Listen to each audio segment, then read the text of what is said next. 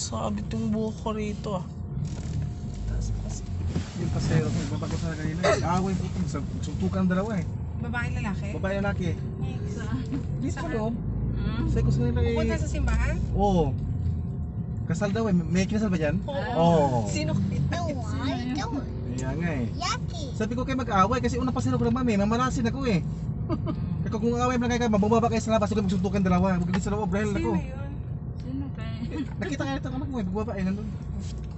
Baka yun siguro. Sino ba yun? Galing Maynila. Galing Adriatico. Kasi sinisisi nung lalaki yung babae. Kasi tipo si Rado doon. Ang bagal na kumilos ang babae na yun. Sinisi yung ano. Sinisi yung babae. Sino ba yun? Hindi ko mag-ano kung mag-asawa. Mag-ano yata eh. Mag-boyfriend.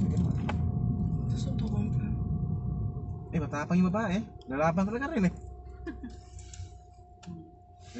Lalaki ka parang bayot-bayot din. Balaki talaga manahimik, ang tahimik.